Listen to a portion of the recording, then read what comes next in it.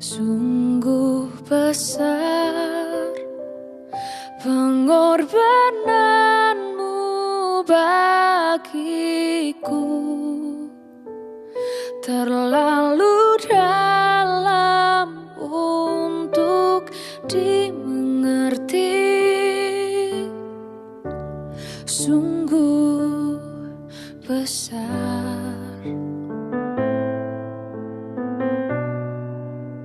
sungguh indah yang kau pikirkan tentangku, tak terselami bagiku. Sungguh indah.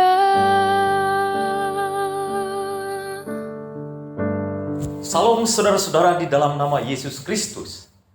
Saya percaya Tuhan selalu memberkati kita. Saya percaya saudara-saudara bahwa Tuhan Allah kita ini mengasihi kita. Itulah sebabnya kita telah membahas beberapa pelajaran di dalam Alkitab. Ketika Tuhan menjadikan langit dan bumi dan segala isinya, Dia menciptakan juga kita manusia yang sesuai dengan rupa dan gambarnya.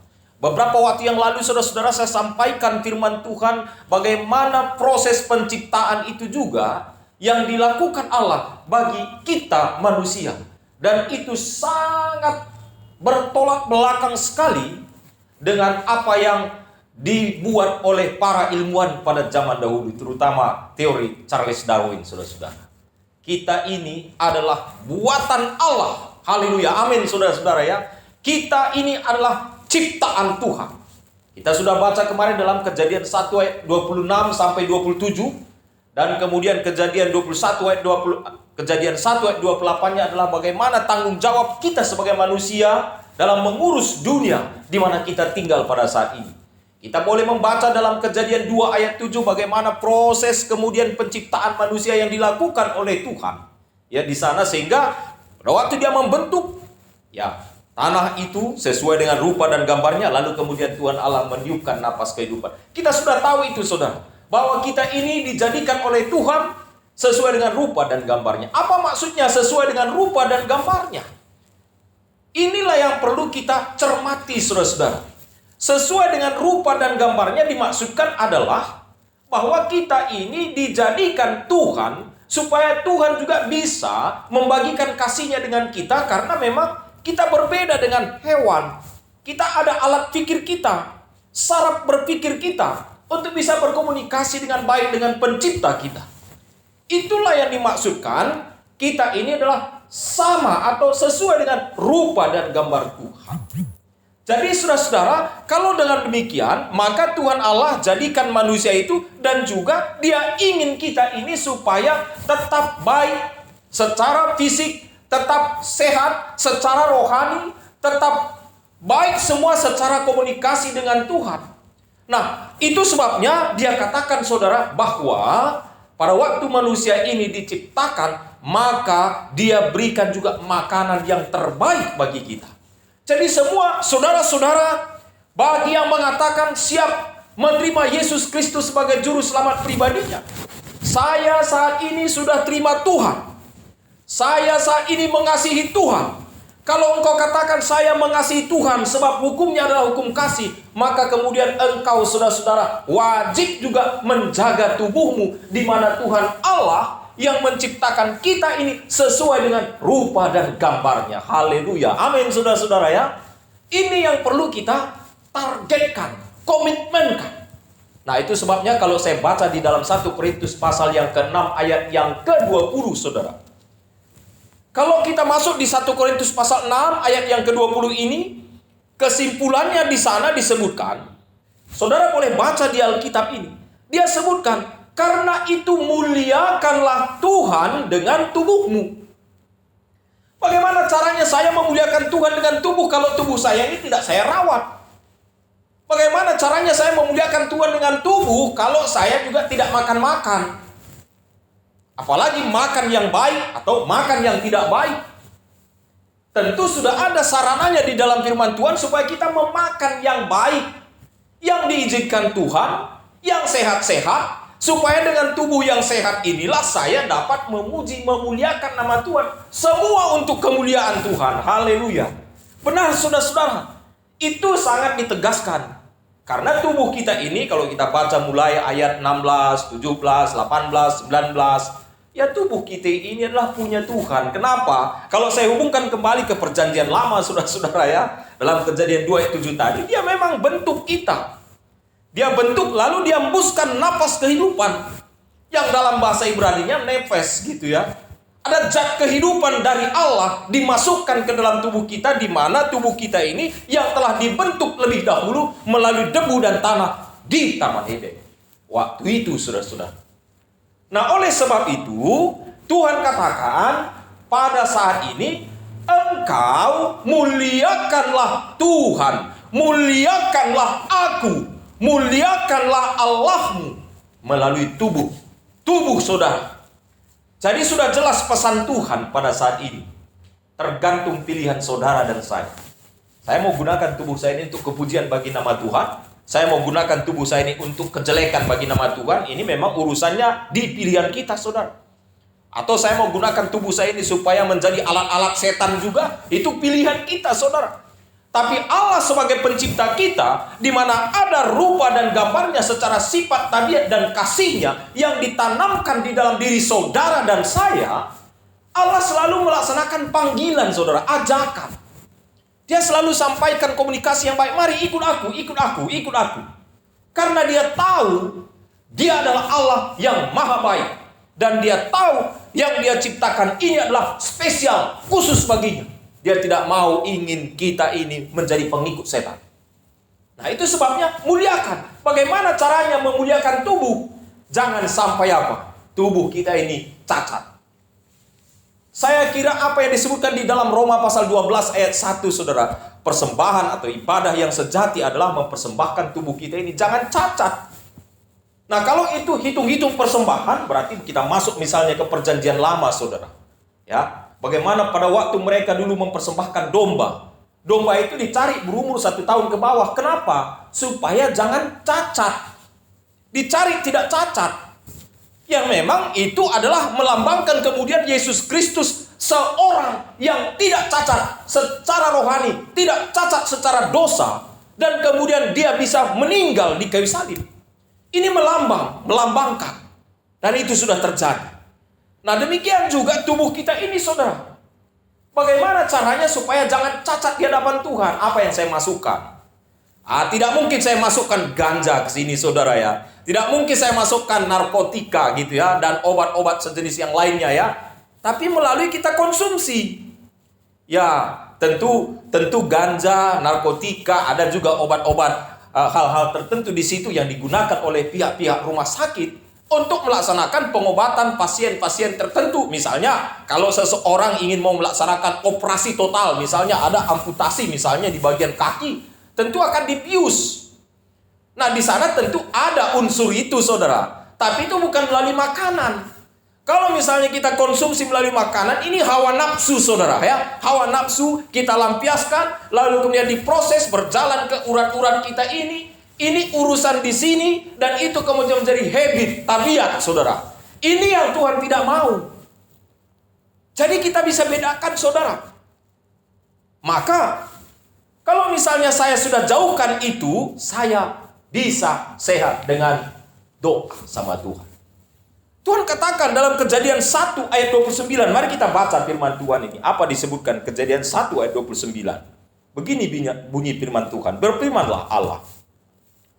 Lihatlah, aku memberikan kepadamu segala tumbuh-tumbuhan yang berbiji di seluruh bumi, dan segala pepohonan yang buahnya berbiji, itulah akan menjadi makanan. Tetapi kepada segala binatang di bumi, dan segala burung di udara, dan segala yang merayap di bumi yang bernyawa, kuberikan segala tumbuh-tumbuhan hijau menjadi makanannya. Dan jadilah demikian. Amin, saudara ya. Singkat, simple, ini apa yang dikatakan oleh firman Tuhan. Proses penciptaan telah terjadi. Tuhan berikan makanan yang mula-mula. Itulah standar makanan kita. Walaupun setelah jatuh ke dalam dosa, saudara-saudara, Tuhan hanya menambahkan dan mengizinkan sayur-sayuran yang lain, daging-dagingan yang lain, itu pun di dalam koridor atau aturan main Allah di dalam firman-Nya. Bukan berarti kebablasan kita semua, saudara. Jadi Tuhan jadikan makanan kita adalah buah-buahan yang berbiji, tumbuh-tumbuhan yang buahnya berbiji. Jadi itu sangat senang sekali kalau kita makan buah pisang, ya, buah pepaya gitu, saudara, ya, buah jambu, buah semangka, buah nangka, buah cempedak, rambutan, mangga. Ya, luar biasa, enak sekali. Saya sungguh senang kalau namanya memakan buah, saudara-saudara, ya.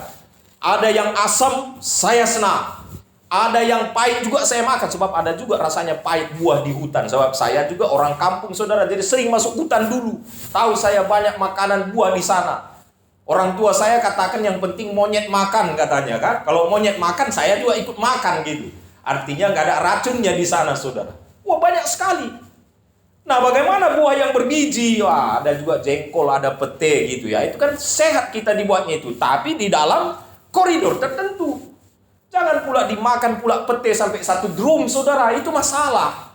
Nah, kita juga adalah anak Tuhan yang teratur. Yang punya disiplin. Yang punya aturan main sesuai dengan apa? Firman-Nya, walaupun itu buah-buahan yang berbiji. Saudara lihat di dalam ayat yang ke-30 ini. Bagaimana dengan hewan? Hewan makanannya semuanya, saudara, tumbuhan, rumput-rumput. Sekarang ini aja setelah ada dosa baru berbeda, saudara-saudara, ya. Baru berbeda. Nah, bagaimana dengan kita? Saudara, kita harus jelas sebagai umat Tuhan. Jangan sampai kita semakin rakus, semakin membuat hawa nafsu makan kita itu tidak terkontrol, saudara, ya. Apalagi dengan daging-dagingan pada saat ini, ya, pada akhir zaman ini. Kita lihat tadi ini tumbuhan yang berbiji. Nah, ini Kejadian 1 ayat 29 dan ayat 37. Tapi bila mana saudara membuka Alkitab kita di sini, saudara, dalam Kejadian 3 ayat 18, setelah manusia itu jatuh ke dalam dosa, maka Tuhan izinkan ditambahlah sayur-sayuran. Tumbuh-tumbuhan dan sayur-sayuran menjadi makanan kita. Jadi ya, carilah sayur-sayuran saat ini yang lebih baik, saudara, ya. Ya, carilah sayuran seperti kangkung lah, genjer lah, pakis lah. Ya, banyak sayuran yang cocok untuk saudara dan saya, supaya menjaga tubuh kita ini tetap sehat dan siap untuk dipersembahkan demi kemuliaan bagi nama siapa? Tuhan. Haleluya. Saudara, ini harus menjadi komitmen bagi saudara dan saya. Pelajaran ini bukan hanya untuk saudara, untuk saya juga. Saya juga komitmen, saudara. Dan saya senang makanan-makanan buah-buahan yang berbiji dan makanan sayur-sayuran, saudara-saudara.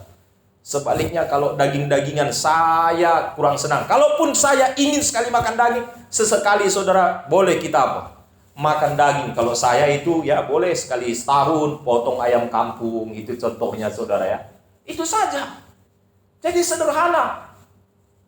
Saudara-saudara, di dalam nama Tuhan, barulah kemudian di dalam zaman Nuh, Kejadian 9 ayat 3 ayat 4 menyebutkan, setelah habis semuanya ini, tumbuh-tumbuhan yang berbiji, sayur-sayuran, karena goncangan angin, hujan, ombak, habis semuanya, saudara-saudara. Tidak ada lagi makhluk hidup di dunia ini selain hanya yang ada di dalam bahtera Nuh pada waktu itu.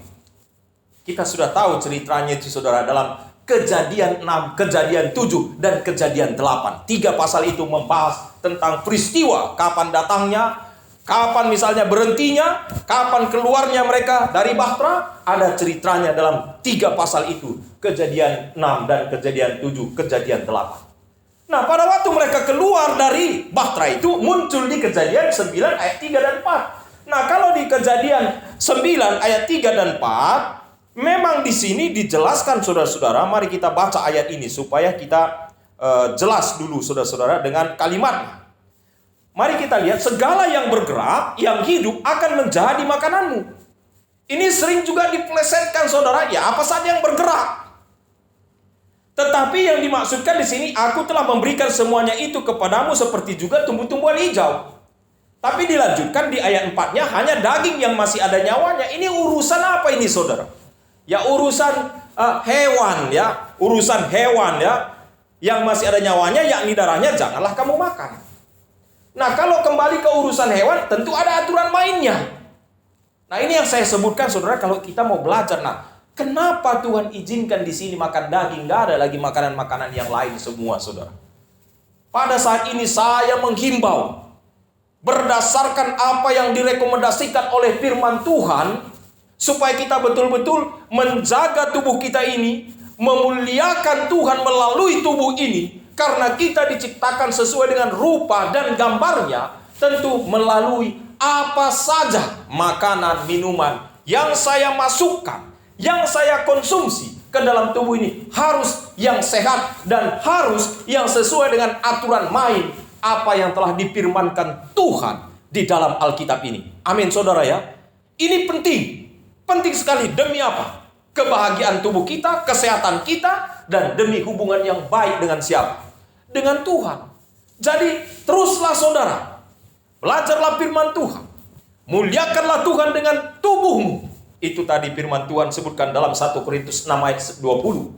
Dan bagaimana caranya saya memuliakan ini? Aturlah sesuai dengan pola yang ada di dalam Alkitab. Saya harus makan secukupnya. Saya harus makan buah-buahan yang berbiji. Saya harus makan sayur-sayuran, tumbuh-tumbuhan yang Tuhan telah jadikan di dunia ini.